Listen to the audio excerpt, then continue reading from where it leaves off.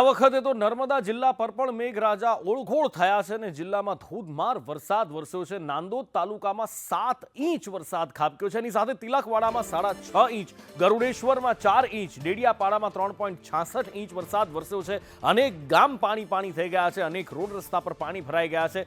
રાજપીપળાની સત્યમનગર સોસાયટીમાં પાણી ભરાયા છે અને અહીંયા ગાડીઓ પાણીમાં ગરકાવ થઈ ગઈ છે। આ સત્યમનગર સોસાયટીના દ્રશ્યો છે। ક્યાંક ગાડીઓ ફસાઈ છે તો ક્યાંક રોડ રસ્તા બંધ થઈ જવાના કારણે લોકો હેરાન પરેશાન થયા છે। નર્મદા જિલ્લાના લગભગ મોટા ભાગના તાલુકામાં આ જ હાલત છે કે જ્યાં પાણીનું સામ્રાજ્ય સ્થપાઈ ગયું છે।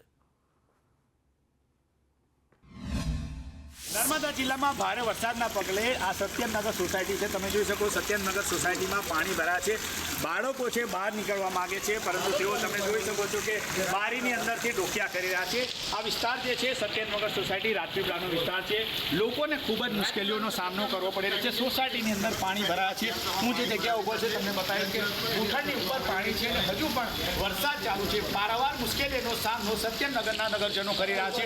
તમે તસવીરમાં બતાવીશ કે જે બાળકો છે એ તમને જોઈ શકો છો ઘરના પગથિયા સુધી પાણી આવી ગયા છે, ત્યારે પારાવાર મુશ્કેલીઓનો સામનો આ વિસ્તારમાં લોકો કરી રહ્યા છે।